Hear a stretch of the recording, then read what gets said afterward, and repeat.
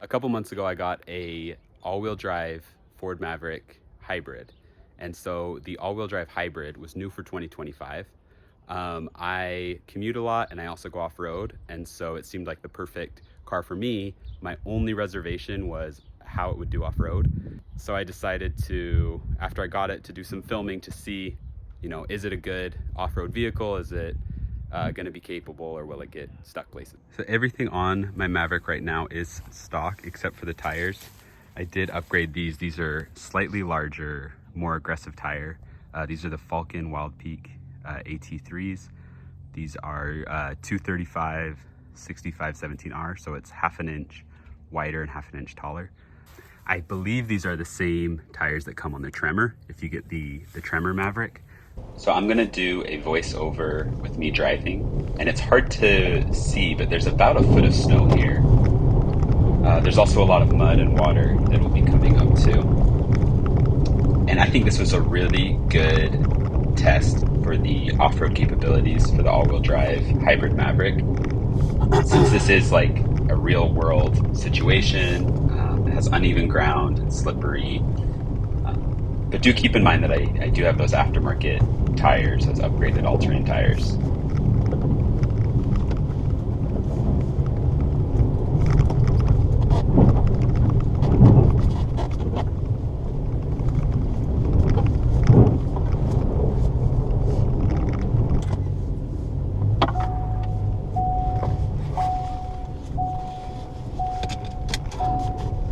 If anyone knows how to turn off the seatbelt notification, that'd be great for off-roading. Oh, this is deep. Hit something there. So there were definitely places where I would have liked a little bit more clearance. It wasn't a huge issue. It didn't prevent me from getting anywhere. And it wasn't like I was hitting rocks or anything. It was just dirt. And so here's some more water. And as you can see, the Maverick just goes straight through. I mean, it is not struggling at all through this mud. And really the whole time I was out there, I didn't slip and slide around or lose traction at all, really. Definitely wouldn't mind having a little bit more clearance though. Because even on stuff like this, I'm scraping the bottom on the snow, just causing a lot more drag. I'm super impressed though. And again, you can't really tell how deep the snow is on the videos very well, but it was about a foot. And there's deeper mud and water coming up here. And it doesn't look that bad in the video. But like all four tires were in the mud. And so because of that, I realized after the fact that I should probably get some footage from outside. The Maverick 2. I hit this at an angle. Oh. And so I came back to the same spot about a week later when obviously the snow was melted, just to go through that same mud pile, just to show you from the outside that even when all four tires of the Maverick were in the water, it just crawled right through.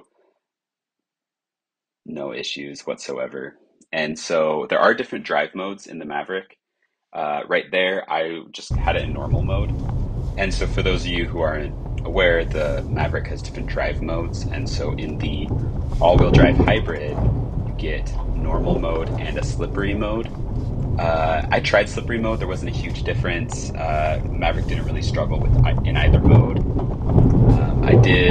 You can't tell a difference with the throttle response in the slippery mode. But yeah, really no issues with either. And so this is the same trail. This is actually me coming in. And so it's dark. The sun hadn't risen yet.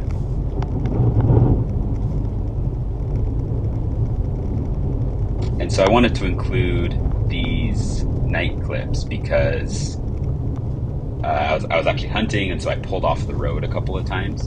And I wanted to just show how the Maverick did even in this untracked snow. And so every time it just crawled out with no issues.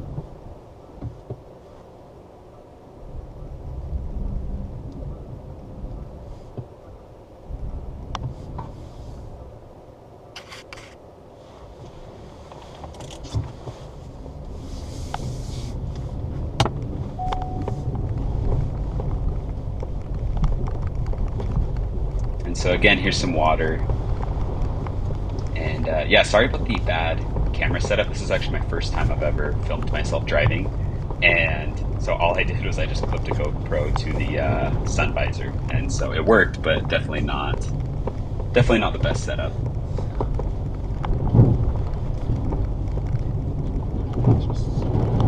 So yeah, so here's some mud and stuff.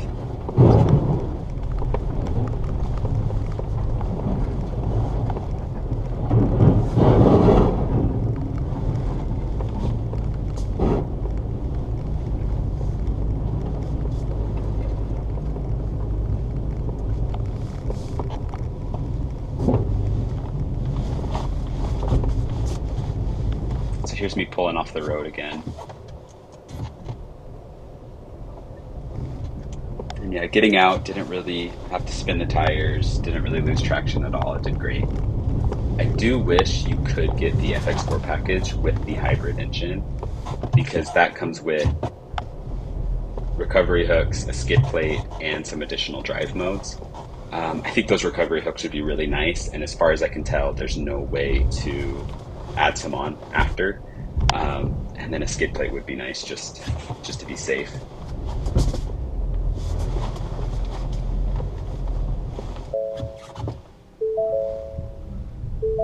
There is also a Tremor version of the Maverick, which is more geared toward off-roading. It comes with a locker, so you can lock it in a four-wheel drive or lock the rear differential. However, I think for 99% of people, it's not super needed. You know, my Maverick did great in this kind of terrain. Unless you're doing a lot more extreme stuff, you probably don't need the Tremor. It's also a lot more money. And so, like, my all-wheel drive hybrid was just under 30K, whereas I think the Tremor is like just over 40. And so at that point, you could just get a mid-sized truck.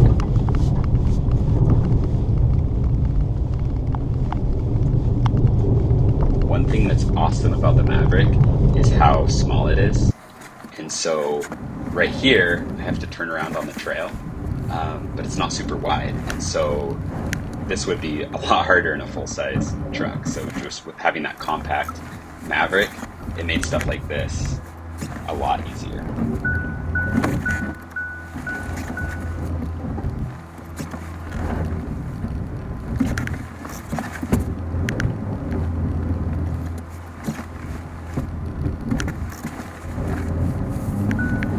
Overall, I was super impressed with how the Maverick performed. It really didn't struggle at all.